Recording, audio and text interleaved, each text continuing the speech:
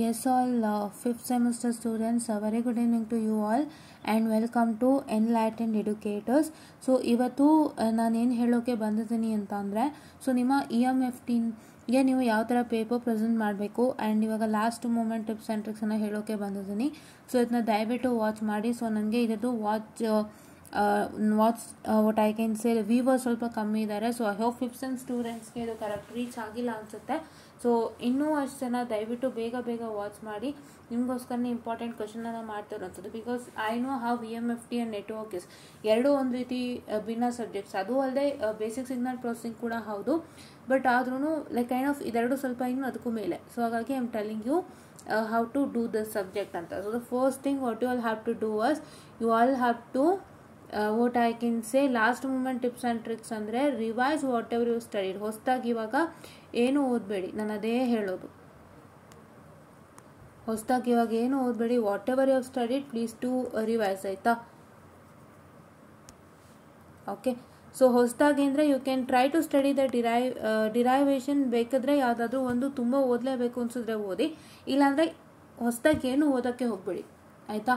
So ಹೊಸದಾಗಿ ಏನು ಓದೋಕ್ಕೆ ಹೋಗಬೇಡಿ ಅಂದರೆ ಅದು ತುಂಬ ನಿಮಗೆ ಕನ್ಫ್ಯೂಷನ್ಸ್ ಕ್ರಿಯೇಟ್ ಮಾಡುತ್ತೆ. This is not the time to study things for first time, ಹೌದಾ? ಸೊ ಅದಕ್ಕೋಸ್ಕರ ನೀವೇನು ಮಾಡ್ತೀರಾ, ಏನೇನು ಓದಿದ್ದೀರಾ ಅದನ್ನೆಲ್ಲ ಚೆನ್ನಾಗಿ ರಿವೈಸ್ ಮಾಡ್ಕೊಂಬಿಡಿ, ಆಯಿತಾ? ರಿವೈಸ್ ಮಾಡ್ಕೊಂಡ್ಮೇಲೆ ಬೇಕಾದ್ರೆ ನೋಡಿ, ಬಟ್ ಫಸ್ಟು ಯಾವುದೋ ಹೊಸದಿಗೆ ತೊಗೋಬೇಡಿ, ಓಕೆನಾ? Yeah. And then the next thing what is are going to happen is that, so please do revise the derivations more. ಏನು ಮಾಡಬೇಕು, ಪ್ರಾಬ್ಲಮ್ಸ್ಗಿಂತನೂ ಡಿರೈವೇಷನ್ಸ್ ಜಾಸ್ತಿ ರಿವೈಸ್ ಮಾಡಿ.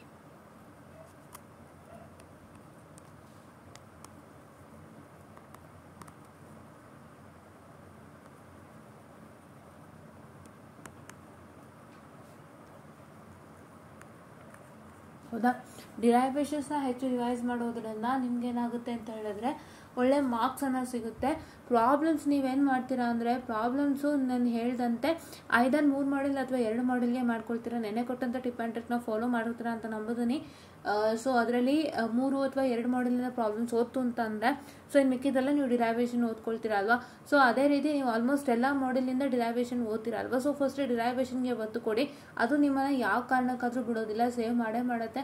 ಅದು ನಿಮ್ಮನ್ನ ಪಾಸ್ಗೂ ತೊಗೊಂಡು ಹೋಗುತ್ತೆ, ಅದಕ್ಕಷ್ಟು ಶಕ್ತಿ ಇದೆ. ದಯವಿಟ್ಟು ಫಸ್ಟ್ ಅದನ್ನ ರಿವೈಸ್ ಮಾಡಿ ಇವಾಗ. ಆಮೇಲೆ ನೀವೇನು ಮಾಡ್ತೀರಾ ಅಂತಂದರೆ, ಪ್ರಾಬ್ಲಮ್ಸ್ಗಳಿಗೆ ಯಾವ ಲೆಕ್ಕ ಕೊಟ್ಟರೆ ಹೇಗೆ ಮಾಡಬೇಕು ನಾವು ಮೆಥಡಾಲಜಿ ಅರಿವಿಟ್ಕೊಂಡು ಹೋಗಿ ಸಾಕು, ಬೇರೇನೂ ಬೇಡ. ಏನು ಅರಿವಿಟ್ಕೋಬೇಕು, need to know for this kind of problem how to answer ಅಂತ ನೆನ್ಪಿಟ್ಕೋಬೇಕು, ಹೌದಾ? Will you do that? Okay. And the next thing what is that I suppose to do is that. So ಇಷ್ಟು ಆಯಿತು ಅಂತಂದರೆ, ಇಷ್ಟು ನೀವು ಮುಗಿಸಿದ್ಮೇಲೆ ನೀವೇನು ಮಾಡ್ಬೋದು, you can just study 1 or 2 topics which you needed for the first time. ಇಲ್ಲಾಂದರೆ ನಿಮ್ಗೇನು ಇಲ್ಲ ಅಂತಂದರೆ you can just leave it off, ಆಯಿತಾ? ಸೊ ನೆಕ್ಸ್ಟ್ ಏನು ಮಾಡಬೇಕು, next while go to the exam hall please to be patience, calm and cool. Because ಯಾವುದೇ ಥರ ಹೆದರ್ಕೊಳ್ಳೋ ಅವಶ್ಯಕತೆ ಇಲ್ಲ. ಸೊ ಏನು ಅಂತ ಹೇಳಿದ್ರೆ, ಈ ಪೇಪರ್ ತುಂಬ ಸಲ ಬಂದ್ಬಿಟ್ಟಿದೆ. EMW, EMFT ಬೇರೆ ಬೇರೆ ಹೆಸರಲ್ಲಿ ಈ ಸಬ್ಜೆಕ್ಟ್ ಬಂದಿರೋವಂಥದ್ದು. ಪ್ಲಸ್ ಇದಕ್ಕೆ ಕ್ವಶನ್ ಪೇಪರ್ಸ್ಗಳು ತುಂಬ ಸಲ ಸೆಟ್ ಆಗೋಗಿದೆ. ಸೊ ಈ ಸತಿ ನಿಮಗೇನು 21 ಸ್ಕೀಮ್ ಸ್ಟೂಡೆಂಟ್ಸ್ ಅಂತ ಅಂಕದಲ್ಲಿ ಇಟ್ಕೊಂಡು ಒಂದು ಪೇಪರ್ ಸೆಟ್ ಮಾಡ್ತಾರೆ ಅಂತ ನೀವು ಆ ಥರ ಮೈಂಡ್ ಸೆಟ್ಟಲ್ಲಿ ಇಟ್ಕೊಳ್ಳೋಕೆ ಹೋಗಬೇಡಿ. ಅವರು ತುಂಬ ಈಸಿಯಾಗಿ ಸೆಟ್ ಮಾಡ್ತಾರೆ ಅನ್ನೋದು ಮೈಂಡ್ ಸೆಟ್ಟಲ್ಲೇ ಇಟ್ಕೊಳ್ಳೋಕೆ ಹೋಗಬೇಡಿ. ಒಂದು ಮೀಡಿಯಮ್ ಆಗಿರುತ್ತೆ ಪೇಪರ್, ತುಂಬ ಕಷ್ಟನೂ ಅಲ್ಲ ಅಥವಾ ತುಂಬ ಸುಲಭನೂ ಅಲ್ಲ, ಒಂದು ಮೀಡಿಯಮ್ ಆಗಿರುತ್ತೆ.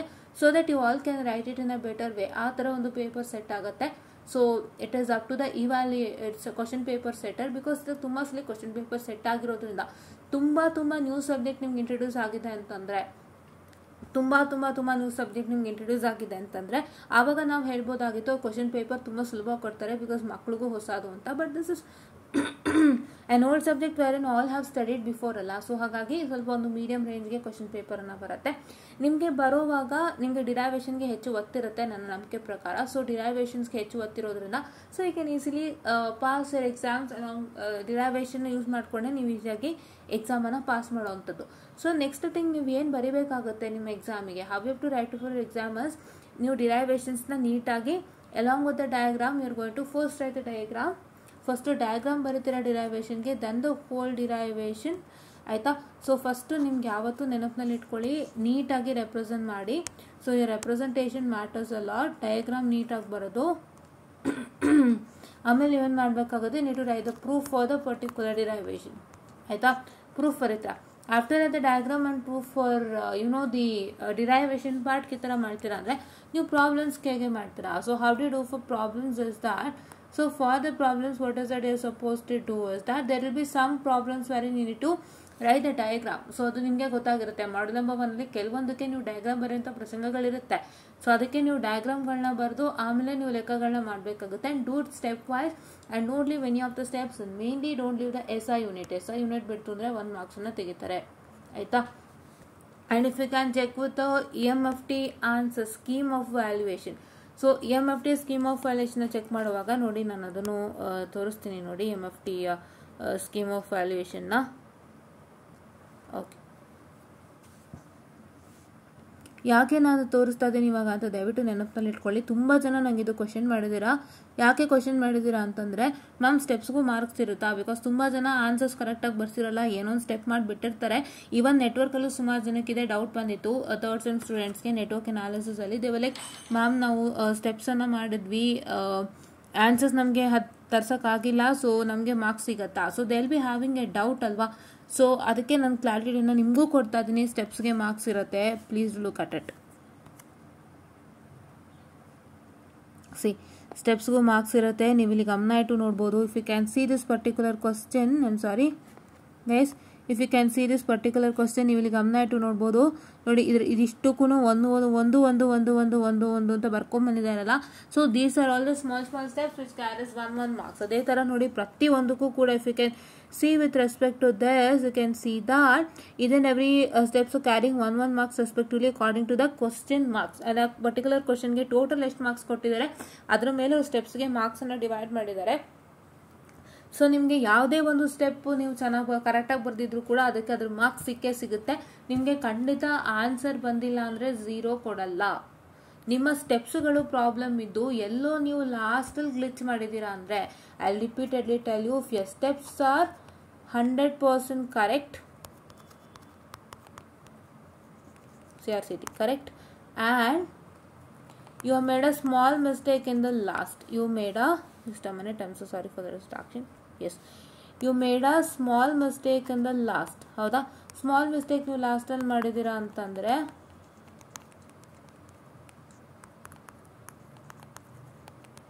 ಸೊ ಅವಾಗ ನಿಮಗೆ ಏನು ಸ್ಟೆಪ್ಸು ಪರ್ಫೆಕ್ಟಾಗಿ ಬರೆದಿದ್ದೀರಾ ಅದಕ್ಕೆ ನಿಮಗೆ ಅಕಾರ್ಡಿಂಗ್ ಟು ದ ಕ್ವಶನ್ದು ಟೋಟಲ್ ಮಾರ್ಕ್ಸ್ ನಿಮಗೆ ಸ್ಟೆಪ್ಸಿಗೆ ಹೇಗೆ ಮಾರ್ಕ್ಸ್ ಡಿವೈಡ್ ಮಾಡಿರ್ತಾರೆ ಅದು ಖಂಡಿತ ಸಿಗುತ್ತೆ. ದಯವಿಟ್ಟು ಅದನ್ನು ಮನಸ್ಸಿನಲ್ಲಿ ಇಟ್ಕೊಂಡು ಅರ್ಥ ಮಾಡ್ಕೊಳ್ಳಿ.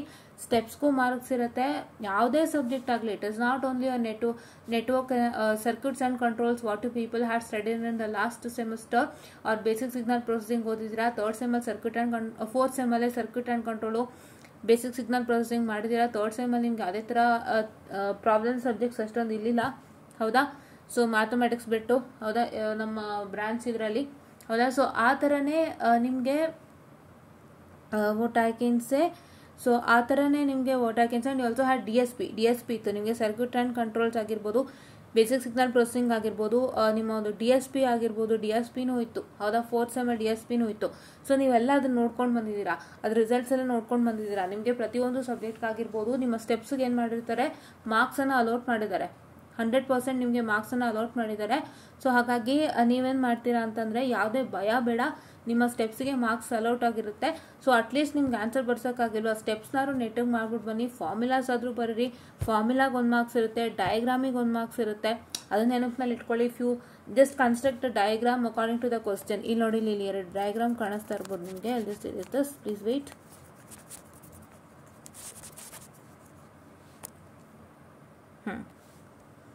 ಇದೊಂದು ಡಯಾಗ್ರಾಮ್ ಆಗಿರಬಹುದು ನೋಡಿ, ಇಲ್ಲೇ ನಿಮಗೆ ನೀಟಾಗಿ ಕಾಣಿಸ್ತಾ ಇದೆ. ಇದೊಂದು ಡಯಾಗ್ರಾಮ್ ಬರೆದ್ರೆ 1 ಮಾರ್ಕ್ಸ್ ಅಲ್ವಾ. ಸೊ ಅದೇ ಈ ಥರ ಎಲ್ಲ ಇರುತ್ತೆ. ಸೊ ಇದನ್ನ ಯುಟಿಲೈಸ್ ಮಾಡ್ಕೊಳ್ಳಿ. ಸೊ ದಯವಿಟ್ಟು ಸ್ಟೆಪ್ಸನ್ನು ಪ್ರಾಪರಾಗಿ ಬರ್ಕೊಂಡು ಹೋಗಿ. This is what is my humble suggestion. So ಇದಿಷ್ಟನ್ನು ಫಾಲೋ ಮಾಡ್ಕೊಂಡು ಬನ್ನಿ ನೀಟಾಗಿ. And don't what I can say like paper fill ಮಾಡಿ ಬನ್ನಿ ಅಥವಾ ತುಂಬಿಸಿ ಬನ್ನಿ. Don't look at all those. So ನೀವೇನು ನೀಟಾಗಿ ಬರೀತೀರಾ ಅದನ್ನು ನೀವೇ ನೀಟಾಗಿ ಬರೀತೀರಾ ಅದನ್ನು ಬರ್ಕೊಂಡು ಹೋಗಿ ಸಾಕು. So represent it in a neat manner, however pages it might be. So ಎಷ್ಟೇ ಪೇಜಸ್ ಆಗಿರ್ಬೋದು, ಅದು ನಿಮಗೆ ಲೆಕ್ಕ ಬೇಡ. ನೀವು ಹೇಗೆ ರೆಪ್ರೆಸೆಂಟ್ ಮಾಡ್ತೀರಾ ಅದ್ರ ಮೇಲೆ ಹೋಗುತ್ತೆ. ಆ್ಯಂಡ್ ನಿಮ್ಮ ಇವಾಲ್ಯೂಯೇಟರ್ ಹೇಗೆ ಇಂಪ್ರೆಸ್ ಆಗ್ತಾರೆ ಅದ್ರ ಮೇಲೆ ಹೋಗುತ್ತೆ. ಆ್ಯಂಡ್ ನಾನು ಇನ್ನೊಂದೇನು ಹೇಳೋಕೆ ಇಷ್ಟಪಡ್ತೀನಿ ಅಂದರೆ, I wanted to tell this again guys. So ದಯವಿಟ್ಟು ಫಸ್ಟು ಈಸಿ ಮಾಡೆಲ್ ಅಟೆಂಪ್ಟ್ ಮಾಡಿ. ಸೊ ಇವಾಗ ನೀವು ಓದಿರ್ತೀರಾ, ನಂಗೆ ಗೊತ್ತು ನೀವು ಓದಿರೋದು ಒಂದು ಇದರಲ್ಲಿ ನೀವು ಓದಿರ್ತೀರಾ ಒಂದು ಮಾಡ್ಯೂಲ್, ಯಾವುದೋ ಒಂದು ಮಾಡ್ಯೂಲ್ ಆರ್ಡರ್ಗೆ ಓದಿರ್ತೀರಾ. ಲೈಕ್ ನೀವು ಫಸ್ಟು ಸೆಕೆಂಡು ಥರ್ಡು ಫೋರ್ತು ಅಂತ ಓದ್ಕೊಂಡು ಹೋಗಿರ್ತೀರಾ. ಇಲ್ಲ ಕೆಲವರು ಫಸ್ಟು ಸೆಕೆಂಡು ಥರ್ಡು ಫೋರ್ತು ಈ ಥರ ನೀವು ರ್ಯಾಂಡಮ್ ಆಗಿ ಮಾಡ್ಯೂಲ್ಸನ್ನು ಓದಿರ್ತೀರಾ, ಅದು ನನಗೆ ಗೊತ್ತಿದೆ. ಬಟ್ ಏನು ಮ್ಯಾಟ್ರ್ ಅಂತ ಹೇಳಿದ್ರೆ, ಸೊ ನಿಮ್ಮ ಎಕ್ಸಾಮ್ ಪೇಪರ್ನ ನೀವು ನಿಮ್ಮ ಕೈಗೆ ಕೊಡುವಾಗ, ಸೊ ಒಂದು exam paper is given to you all guys. So what is that going to happen is that, so what I can say, what I can say, so ನಿಮಗೆ ಅದು question paper might be moderate, easy or difficult, ಹೌದಾ? So ನಿಮಗೆ ನೀವು question paper ನೋಡುವಾಗ which module you feel that it is easy. So question paper ನಿಮ್ಮ ಕೈಗೆ ಬರುತ್ತೆ, ನೀವು ನೋಡುವಾಗ ನಿಮಗೆ ಯಾವ ಮಾಡ್ಯೂಲ್ ಸುಲಭ ಅನಿಸುತ್ತೆ, ನನಗೆ ಈ ಮಾಡ್ಯೂಲ್ ಸುಲಭ ಅನ್ನಿಸ್ತದೆ, ಈ ಮಾಡ್ಯೂಲಲ್ಲಿ ನನಗೆ 20/20 ಗೊತ್ತು, ಅಂದರೆ ಫುಲ್ ಗೊತ್ತು ಅನ್ನೋದು ನಿಮ್ಗೆ ಗೊತ್ತಿತ್ತು ಅಂತ ನಿಮಗೆ ಅನ್ನಿಸ್ತು ಅಂತ ಹೇಳಿದ್ರೆ, ಅದನ್ನು ನೀವೇನು ಮಾಡ್ತೀರಾ ಅಂತ ಹೇಳಿದ್ರೆ, to first attempt that, so that you will attend your evaluator impression attend ಮಾಡಬೇಕಾಗಿರೋ ಮೊದಲನೇ ಕೆಲಸ ಅದು. ಅದಾದ್ಮೇಲೆ ನೆಕ್ಸ್ಟ್ ಯಾವ್ದು ಚೆನ್ನಾಗಿ ಗೊತ್ತು ಅದನ್ನ ಬರ್ರಿ, ಮತ್ತೆ ನೆಕ್ಸ್ಟ್ ಯಾವ್ದು ಚೆನ್ನಾಗಿ ಗೊತ್ತು ಅದನ್ನ ಬರ್ರಿ. You don't have any barricades from YouTube which tells that you need to attempt from model number 1 only. ನೀವು model number 1 2 3 4 5 ಆರ್ಡರ್ಲಿ ಅಟೆಂಪ್ಟ್ ಮಾಡಬೇಕು. ರ್ಯಾಂಡಮ್ ಮಾಡೆಲ್ಸ್ ಆರ್ಡರಿಂದ ಅಟೆಂಪ್ಟ್ ಮಾಡೋ ಹಾಗಿಲ್ಲ ಅಂತ ನಿಮಗೆ ವಿಟಿಯಿಂದ ಯಾವ ಬ್ಯಾರಿಕೇಡು ಕೊಟ್ಟಿಲ್ಲ.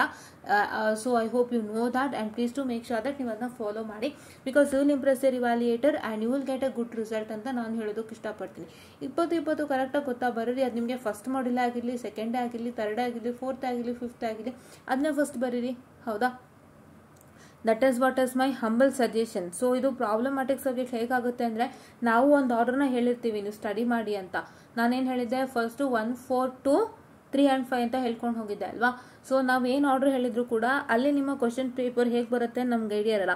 The mode of question paper might be easy, difficult or moderate. So easy difficult ಅಂತ ಬರುವಾಗ ಸೊ ಅಲ್ಲೇ ಕೂತ್ಕೊಂಡು ನೀವು ನಿಮ್ಗೆ ಅದರಲ್ಲಿ ಯಾವ್ದು ಚೆನ್ನಾಗಿ ಬರುತ್ತೆ ಫಸ್ಟ್ ಅದನ್ನ ಬರೀಬೇಕಾಗುತ್ತೆ. ಡಿಫಿಕಲ್ಟ್ ಅಂತ ಬರುವಾಗ ನೀವು ಅಲ್ಲೇ ಕೂತ್ಕೊಂಡು ಚಾಯ್ಸ್ ಮಾಡಿ ನಿಮಗೆ ಚೆನ್ನಾಗಿ ಬರೋಂಥ ಮಾಡ್ಯೂಲ್ನ ಬರೀಬೇಕಾಗುತ್ತೆ. ಸೊ ಇಷ್ಟೆಲ್ಲ what I can say the cycles ಇದೆ. ಸೊ ಹಾಗಾಗಿ ನೀವು ಅರ್ಥ ಮಾಡ್ಕೊಂಡು ಇದನ್ನೆಲ್ಲ ಚೆನ್ನಾಗಿ ವರ್ಕೌಟ್ ಮಾಡ್ಕೊಳ್ಳಿ. ಯಾವುದೇ ಥರ ಟೆನ್ಷನ್ ಬೇಡ. ನಾಳೆ 2 ಗಂಟೆ ತನಕ ಟೈಮ್ ಇದೆ. ಸೊ ನೀವು ಎಕ್ಸಾಮ್ ಹಾಲ್ಗೆ ಹೋಗೋದು 1:15 ಅಥವಾ 1:45 ಒಳಗೆ ಹೋಗ್ತೀರಾ, ಐ ನೋ ದ್ಯಾಟ್. ಸೊ 2 ಗಂಟೆ ತನಕ ಟೈಮ್ ಇದೆ. ಸೊ ಅಷ್ಟರಲ್ಲಿ ನೀವು ಇದನ್ನೆಲ್ಲ ಚೆನ್ನಾಗಿ ಪ್ರಾಕ್ಟೀಸ್ ಮಾಡಿ, ಡಿರೈವೇಷನ್ ಚೆನ್ನಾಗಿ ನೆನಪಿನಲ್ಲಿ ಇಟ್ಕೊಳ್ಳಿ, ಪ್ರಾಬ್ಲಮ್ಸು ತಲೆಗೆ ಹಾಕ್ಕೊಳ್ಳಿ. ಪ್ರಾಬ್ಲಮ್ಸ್ ನೀವು 2 ಮಾಡ್ಯೂಲ್ ಓದಿದ್ರು ಸಾಕು, ಡಿರೈವೇಷನ್ಸು ಇಡೀ 5 ಮಾಡ್ಯೂಲ್ ಡಿರೈವೇಷನ್ ಓದ್ತು ಅಂದರೆ ಖಂಡಿತ ಪಾಸ್ ಆಗ್ತೀರಾ. ನಾನು ತೋರಿಸ್ಕೊಟ್ಟಿದ್ದೀನಿ ನೆನ್ನೆ ಪ್ರೂಫ್ ಮುಖಾಂತರ. ಆ್ಯಕ್ಚುಲಿ ಮುಂಚೆನೇ ತೋರಿಸ್ಬೇಕಾಗಿತ್ತು, ಬಟ್ ನಿನ್ನೆ ನಂಗೆ ಸಡನ್ನಾಗಿ ಫ್ಲಾಶ್ ಆಯಿತು, ಇದು ಒಂದು ಐಡಿಯಾ ಇದೆ ಅಲ್ವಾ ಅಂತ ಹೇಳಿ. ಸೊ ಹಾಗಾಗಿ ನಿಮಗೆ ತೋರಿಸಿರೋವಂಥದ್ದು ಅದನ್ನ ನೀಟಾಗಿ ಫಾಲೋ ಮಾಡಿ ಪಾಸ್ ಮಾಡ್ಕೊಂಡು ಬನ್ನಿ. ಯಾವುದೇ ಥರ ಇನ್ ಫ್ಯೂಚರ್ ಕಂಟಿನ್ಯೂ ಮಾಡಬೇಡಿ. In future continue in the sense if you don't get failed ಅಂತ ಇನ್ ಫ್ಯೂಚರ್ ಕಂಟಿನ್ಯೂ ಮಾಡಬೇಡಿ. ಸೊ ಪೇಪರ್ಸ್ ಹೇಗಿರುತ್ತೆ ಅಂತ ಗೊತ್ತಾಗೋದಿಲ್ಲ, ಬಿಕಾಸ್ ನೀವು ಬ್ಯಾಕ್ಲಾಗ್ ಪೇಪರ್ ಅಂತಲೇ ತುಂಬ ಕಷ್ಟ ಕೊಡ್ತಾರೆ. ಈಗಾಗಲೇ ತುಂಬ ಜನ ನನಗೆ ನೆಟ್ವರ್ಕ್ ಅನಾಲಿಸಿಸ್ ಡಿಫಿಕಲ್ಟ್ ಫೀಡ್ಬ್ಯಾಕ್ ಕೊಟ್ಟಿದ್ದಾರೆ. ಯಾಕೆ ಗೊತ್ತಿಲ್ಲ. ಮಾಡ್ರೇಟ್ ಇತ್ತು ಒಪ್ಕೋತೀನಿ, ಈಸಿ ಅಂತೂ ಅಲ್ಲ, ಮಾಡ್ರೇಟ್ ಇತ್ತು ಒಪ್ಕೊಳ್ತೀನಿ, ಬಟ್ ಅದರಲ್ಲೂ ಡಿಫಿಕಲ್ಟ್ ಅಂತ ಹಾಕಿದ್ದಾರೆ. I don't know why. And let's hope for the best the results for all of them. And ನಿಮ್ಮದು EMFT ಕೂಡ ಒಳ್ಳೆ ರಿಸಲ್ಟ್ಸ್ ಬರಲಿ ಅಂತ ನಾನು ಆಶಿಸ್ತೀನಿ ಅಂತ ಹೇಳ್ತಾ, I just wind up this session all guys, and please to follow whatever I told so that you get good results ಅಂತ ಹೇಳ್ತಾ, ಥ್ಯಾಂಕ್ ಯು.